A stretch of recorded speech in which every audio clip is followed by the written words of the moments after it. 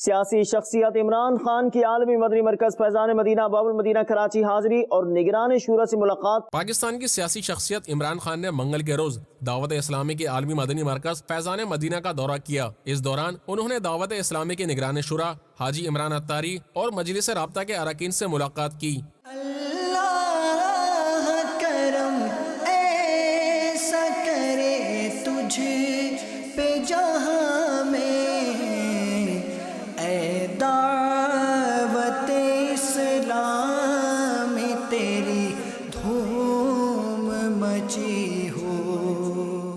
اچھا، اسلام آباد میں کیونکہ رہائش بھی قریب ہے تو G11 میں ہمارا مرکز ہے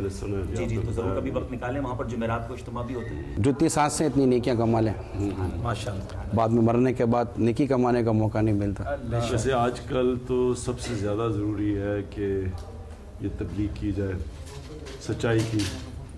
سنت کی۔ خان صاحب، اس کا ہم بھی برسوں سے دعوت اسلامی کے ساتھ چل رہے ہیں۔ مجھے 91 میں چینج ہوا ہوں اور دعوت اسلامی میں نے جوائن کی ہے۔ ہم نے جو آج اتنا بڑا جو نظام اور لاکھوں اسلامی بھائی، کیونکہ کوئی کرپٹ میں تھا، کوئی جیل میں تھا، کوئی کیا تھا، کوئی کیا تھا، کوئی رشوتیں لیتا تھا، کوئی طرح طرح کی بدعنوانیوں میں، بد کرداری میں وہ لوگ مبتلا تھے۔ ان میں جو چینجز آیا نا، جو میں دعوت اسلامی کے پلیٹ فارم سے بات کرتا ہوں، اس کی بہت بنیادی بات یہ نظر آئی کہ ہمارے امیر علیہ سنت کے بیانات، نیکی کی دعوت اور ان کی سب تبلیغ کی وجہ سے جب لوگوں کے دل میں خان صاحب خوف خدا پیدا ہوا نا، اللہ کا ڈر، اب آپ اکیلے میں ہیں تب بھی آپ نیک کریں گے، لوگوں میں تب بھی آپ نیک کریں گے، اور اللہ کا ڈر قائم ہوگا تو ذائقہ قیامت کی پرسش کا ڈر آئے گا کہ مجھے پوچھا جائے گا قبر میں ہے، حشر میں۔ میں نے ایک کتاب آپ کے لیے میں نے رکھی تھی، میں کہا انشاءاللہ آپ کو امین جی خان صاحب یہ کتاب ہے، تو میں نے نیت کی تھی کہ میں انشاءاللہ آپ کو تحفے میں دوں گا۔ کیوں اس کتاب کو آپ نے چوز کیا، اس کی کوئی وجہ؟ اصل میں یہ وہ ان کو خلفۂ راشدین، خلافت راشدہ میں بھی ان کا نام لیا جاتا ہے۔ ان کی بہت بڑی بات ایک یہ بھی سامنے آئی ہے کہ 30 مہینے میں 2.5 سال میں یہ انقلاب لے کر آئے تھے، یہ انقلاب لے کر آئے تھے۔ اور میں نے ان کے جب اسباب پڑھے انقلاب کے اور چیزیں پڑھی تو اس میں چند چیزیں جو سامنے آئیں وہ یہ بھی تھیں کہ انہوں نے آتے ہی اپنے لیے جو انہوں نے جس طرح کے لوگ جمع کیے اور جس طرح کے انہوں نے رولز بیان کیے، جس طرح کے انہوں نے قوانین بیان کیے، تو الحمدللہ اس سے کافی میں نے دیکھا کہ فرق پڑا ہے اللہ تعالیٰ کے رحمت سے۔ تو میں نیت کی تھی کہ انشاءاللہ کوئی کتاب تحفے میں دوں گا، تو میں نے یہی کی کہ اس کو اگر آپ اپنے اس میں لے لیں گے نا مطالعے میں بھی، اور پھر اس کو بیان بھی کریں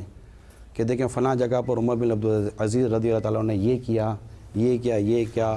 اپنے حکمرانوں کو یہ سمجھایا، اپنے ماتحتوں کو یہ سمجھایا۔ لیڈر کے لیے ایک زبردست نہیں، کامیاب ریاست، کامیاب ادارہ، کامیاب لیڈر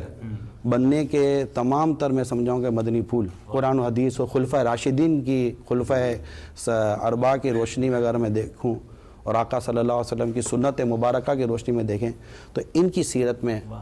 اچھا پیر اسلام کے پہلے مجدد ہیں،